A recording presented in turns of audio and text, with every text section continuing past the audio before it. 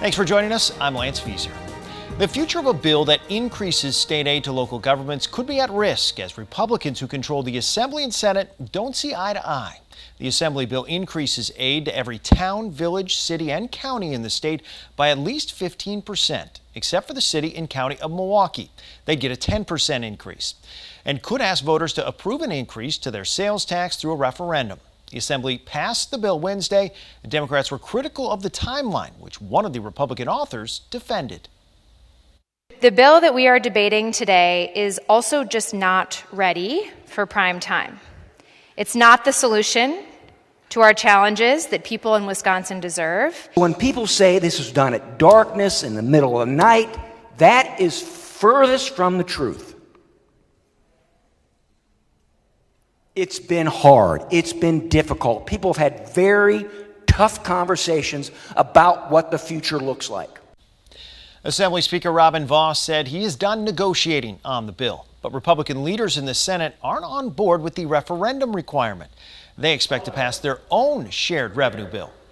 It likely won't include a referendum vote because I think that would not fix the problems in Milwaukee, because I think a referendum vote would fail. So I think the way to do it is through a vote by the Common Council and the County Board. The original proposal from Governor Tony Evers would have allowed for the referendum option.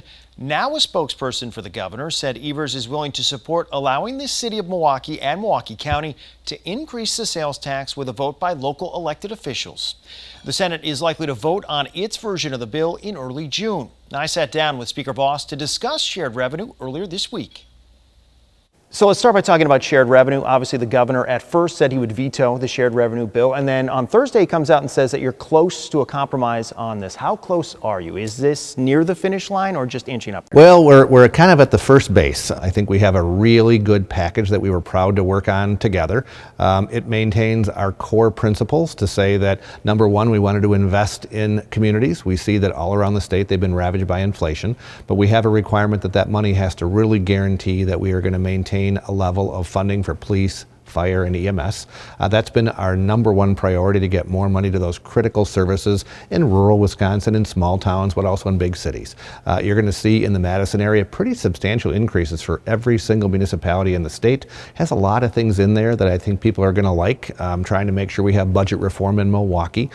We know that in the bill we also saw that they have this huge pension problem. They had years where they didn't even make a pension contribution. We are requiring that their new employees would all go to the state retirement system, best run in the country, one of the only ones that's fully funded, and it would also require them to have some long-term reforms to how they do business, so hopefully they get the pension paid off and they can get Milwaukee's ship turned right. Obviously, Democrats, though, and the governor were concerned about some of the strings attached, as they would call it, all these stipulations as to how the money would be spent, or the referendum in Milwaukee. How much of that are you showing flexibility on if the governor is saying that you're inching towards a compromise? Well, I mean, there are core principles that we really believe. I don't want to have money go to municipalities to have them then cut police services or not fund EMS. Those are things that are bipartisan. Nobody that I've heard of lately says we should defund the police, so I don't know why they would worry about the fact that we're requiring the money to go toward police. I think everywhere in the state we know we have a huge problem with EMS and ambulance coverage, so having new money going toward ensuring that when you call 911, someone's there to answer the call, and then ultimately someone shows up at your front door, those aren't partisan issues. So I think that when you see the final deal that the governor will sign, they'll have those priorities in there, but it will all come with increased funds to try to make sure we can have the priorities that we all support. Public schools have had to go to more and more referendums in recent years for either operational reasons or to get some school projects. Do you consider that as a sign that there needs to be more revenue limits allowed to them, or a sign of you're okay with that's the way the system's supposed to work? I think it's actually showing success. I mean, we've had a long tradition in Wisconsin. If you want to build a new school or borrow money, you go and ask the voters. I think 60-70% of the time it passes because they make a good case to the public about why it should happen. I think that's a success of our system, not a failure. On the operating side, we need to have better answers than where we've been in the past. We made a lot of mistakes during COVID, shutting schools down for an entire year, having kids struggle at home and really not be at grade level. We see that there's a huge problem with reading, where the vast majority of our kids don't read at grade level. They're not doing math at grade level. So that's not just about the funding. That's a part of it. I agree with that. But it's also about the way we teach kids to read. It's about what we expect inside the classroom. So anytime we're going to give a significant investment to schools, we also want to make sure that reforms are happening along the way. We have a pretty big effort centered around increasing and improving how we teach reading, because we know that if kids don't read at grade level in third grade, they're significantly less likely to graduate from high school. So rather than just putting a bunch of money into the system as it always was, we want some reforms along the way. I think we'll get there on those two. Dr. Jill Underly said, because you mentioned test scores, she said that's an indication that she needs more money, that public schools need more money. No, I think that's kind of a liberal viewpoint to say that the only answer is more money. We see around the state that high spending districts don't achieve more than low spending districts. A lot of it's how they teach inside the classroom, what incentives are given to the parents to be participating inside the classroom with their kids, and ultimately trying to find a mix to ensure we have enough resources to go in there. But it's not just about the money. I think that's a kind of a sad way to say that that's the only measure for success. Another topic has been obviously Brewers funding for their stadium throughout this process. You mentioned obviously that you're not going to go with what Governor Evers proposed. There would be your own plan. We haven't heard about a plan. Is there a semblance of what that plan might look like in your mind as far as some sort of framework? Well, I think that if you look at how we were able to keep the Bucks in Wisconsin, it was a bipartisan effort led by Governor Walker. He brought us in the room. He was actually part of the negotiations with Mayor Barrett, the county executive of Milwaukee, myself, and the Senate leader. So the five of us found a way to get a consensus. I think the two things that people really need to know is that if the Brewers leave, which we do not want, the state of Wisconsin owns the ballpark. It would be a huge white elephant. That would be awful for us. And if they leave, when a player from another state plays a game in Wisconsin, they pay income taxes here on that percentage of their income. So if they leave Wisconsin and never play here, we lose all that money too. So we have a huge financial interest in keeping the team here statewide, which is why I hope we're able to put together a package that has resources from the team, resources from the state, and resources from the local region where they get the most direct economic benefit. The state resources, though, probably not going to be close or will be close to what the governor proposed. I don't think it'll be close to that. He wanted a one-time sum of almost $300 million. I think that's very unlikely that we're just going to write out a check, without some kind of an investment from the team and from the locals. I do think the lease needs to be longer. It was only a 13-year extension for $300 million. That's way richer than we did for the Bucks. I can't see that working. But do I think that we need to have some kind of a state investment? Yes, I certainly do.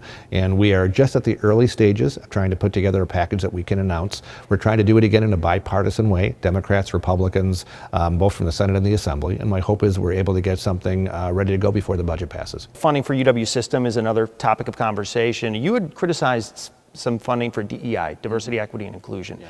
Would you see eliminating that as a good path forward for UW's system? Well, that would be a start. I don't think we are asking for radical things. I have asked for what I think are fairly simple things. Number one, the ACT test. Somehow they eliminated that before COVID because kids couldn't take the test, and they still don't require the ACT to get in. They use some kind of a hocus pocus magic formula to decide whether or not you get admitted to the UW system. That is absolutely wrong. We need to say that the best and the brightest, the smartest kids in our state should be automatic admits to the UW system, so we keep every single smart young student here. That's not how we do it now. The second thing I think we need to do is to focus on saying that we do not want to have a racial divide in our state that is fomented and fostered by the actions that we are taking in higher education. That's what I see happening on our campuses. I want it to be a colorblind society, like Martin Luther King said, and what they are injecting instead is that race is the predominant thing that we have to worry about. I mean, in the freshman orientation at UW-Madison, you're required to admit your white privilege. That is not something that most people look and say, this is a norm for society. It is part of what I see with the decline of religion in our society, which is sad, that the left has taken DEI to be their new religion, and they are evangelists. They want everybody to believe what they believe. That's wrong for society. It can't happen on the campus, and if it continues, we will defund it. Do you have any concerns, though, if you eliminate DEI, what might happen to some of the groups that are served by DEI initiatives? No, because again, I want to make sure that we have underprivileged folks, no matter who they are. I mean, socioeconomic background, first generation college students, those are colorblind criteria. Let's help people who don't have the resources come to campus, but not base it on the color of their skin. That's where I think it goes way too far. Obviously, the Republican Party here in Wisconsin will be front and center nationally with the RNC convention being in Milwaukee for the presidential election. If Donald Trump is the nominee, will you support him? Well, I'm going to do everything I can to make sure he's not.